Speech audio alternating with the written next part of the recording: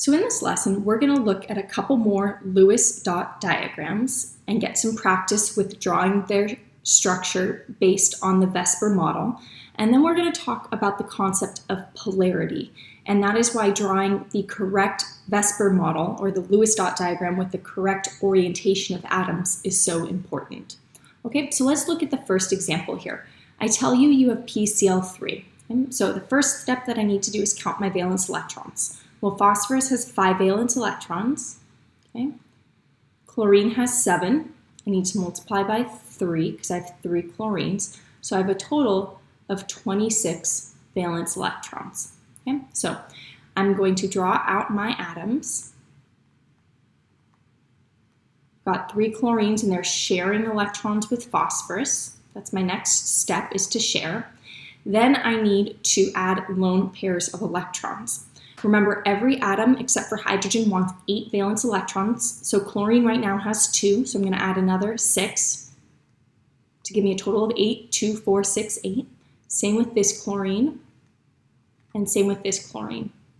Now, phosphorus has 2, 4, 6 on it. It needs 8, so I'm going to add 2 more to give it 8. Okay? Let's quickly look at the model for what this would be. All right, so for PCl3, I've got 3 atoms.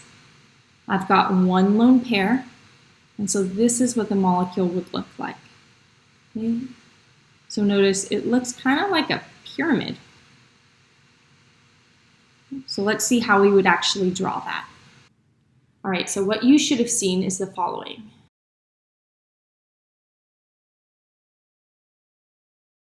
And in the next lesson, we'll actually talk about what this shape is called. Okay.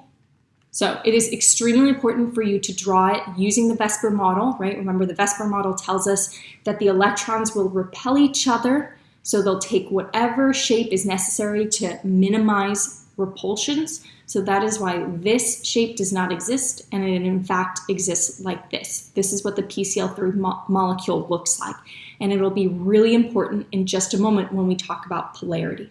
Okay? Let's look at the next example, F2. Okay. So fluorine has 7 valence electrons. I have 2 fluorines, so that is a total of 14 valence electrons.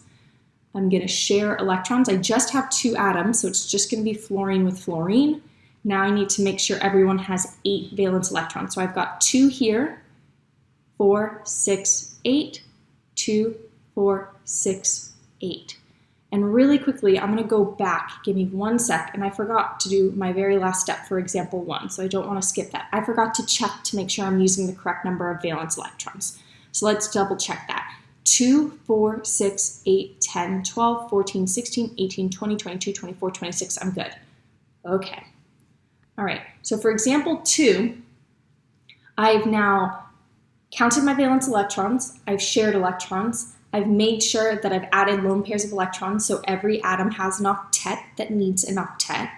Then my next step would be to draw the Vesper model correctly. So let's see what this will actually look like. All right, so for F2, I've only got 1 other atom attached to it. So it looks like this. So as you saw, this is just going to be this linear shape here, okay?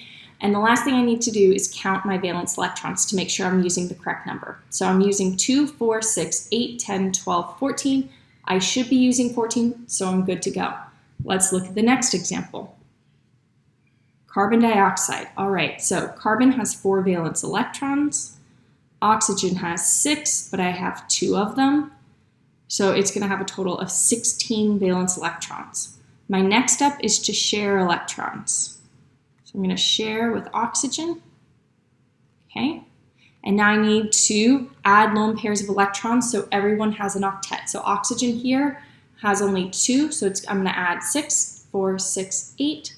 Oxygen here has 2, 4, 6, 8. Carbon here has 2, 4, 6, 8, okay? Before I go and look at the Vesper, let's quickly make sure that I'm using the correct number of valence electrons. So right now I'm using 2, 4, 6, 8, 10, 12, 14, 16, 18, 20. I'm using too many electrons. This has not yet happened. So in order to fulfill the octet, I'm using 20 valence electrons when I should only be using 16. So that begs the question, what in the world do I do? And if you noticed when you looked at that program for drawing the Vesper model, you might have seen double bonds and you might have even seen triple bonds. So the answer is, if I am using too many electrons to fulfill the octet, then instead of just sharing 2 electrons, I'm going to share 4. So here, instead of just a single bond, I'm going to use a double bond. Well, how does that change things? Well, since I'm using a double bond now, oxygen has 2, 4, 6, 8 already, so I can get rid of those electrons. And now carbon has 2, 4, 6, 8 electrons already, so I can get rid of those. Okay, so by sharing, I've now eliminated those 2 lone pairs of electrons. So let's count how many valence electrons I am now using. 2, 4, 6, 8, 10, 12, 14, 16, 18. Well, I'm using 18, that's great, but I should only be using 16. So what that tells me is 1 double bond was not enough. Now I need to use a second double bond.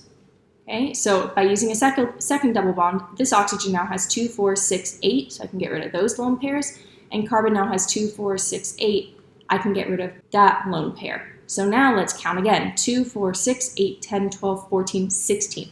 And I'm using the correct number of valence electrons. Now, one thing that a lot of students do is as soon as they learn about double or triple bonds, they freak out and they start adding double and triple bonds to previous problems like these, which didn't require them.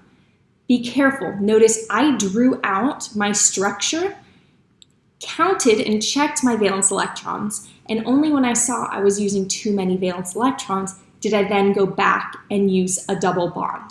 Okay, so only use a double bond when necessary. All right, well, it's pretty obvious what this will look like, but let's confirm. Let's go back and look at what the Vesper model will create for carbon dioxide. All right, for CO2, we've got 2 double bonds, 1, 2. And so it's gonna look like, it's gonna have this linear shape. And what you should have seen is that it's gonna stay linear. It's gonna look exactly like this. And that's simply because I don't have any lone pairs of electrons on carbon. It's just 2 double bonds. Okay, let's look at one last example, nitrogen. Okay, so nitrogen has 5 valence electrons.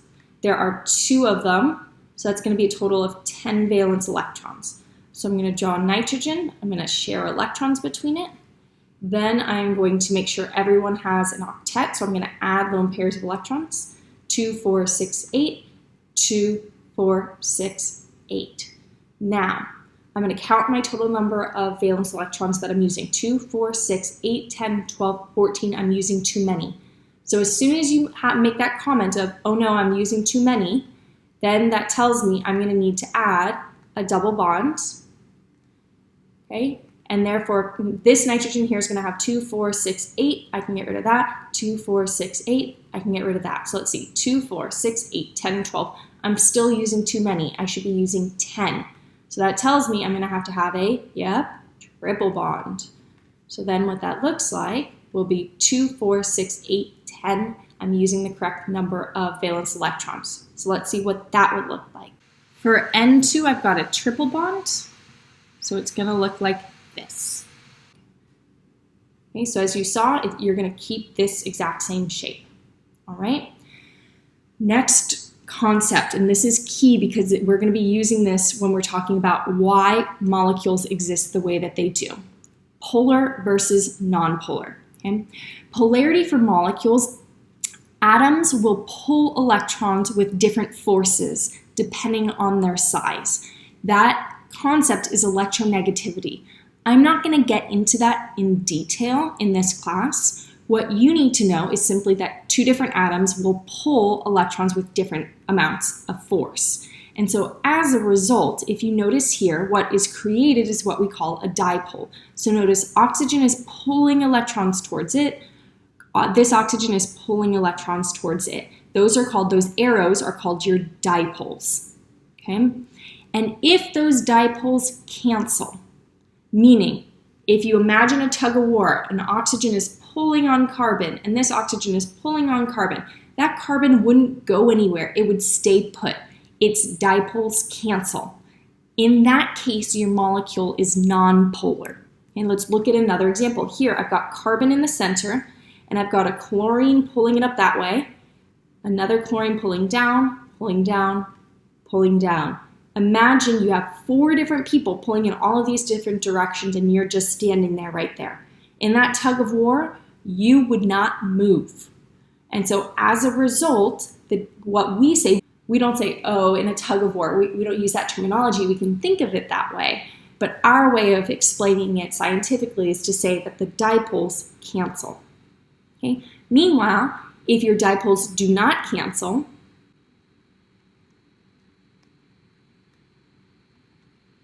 then your molecule is going to be polar. So one example is with HCl. Notice chlorine is pulling the electrons towards it. Nothing is you don't have something counteracting pulling backwards at all. And so nothing is canceling that dipole.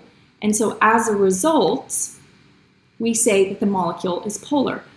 Okay, so let's look at the examples that we just drew, these 4 examples, and determine if those molecules are polar or non-polar. All right, so let's look at example 1. So we've got PCl3 here. So the question is this molecule polar or non-polar? Well, if you imagine chlorine pulling phosphorus, okay, imagine this tug of war, phosphorus would move in this tug of war because there is nothing pulling up. That doesn't exist. And so as a result, since this molecule would move, it is polar, and the explanation that we give is that it is polar because its dipoles do not cancel.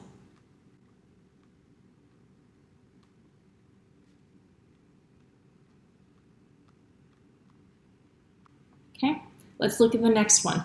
Fluorine and fluorine. Well, remember, a dipole is created because you have differences in the force with which they pull the electrons, differences in their electronegativities. Well, if you have 2 atoms that are the exact same, you're not going to have a dipole. So this molecule is nonpolar because it doesn't have a dipole.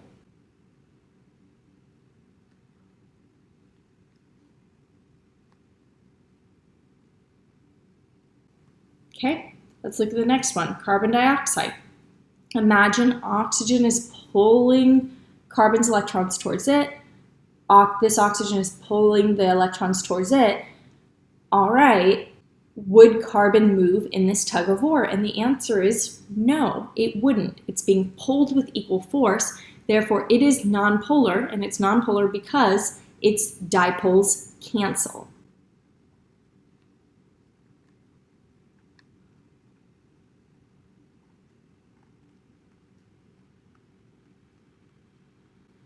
All right, let's look at the last one. For nitrogen, you've got the same atoms pulling electrons towards it. They're going to pull equally. And so as a result, you're not going to have a dipole. So it's nonpolar because it doesn't have a dipole.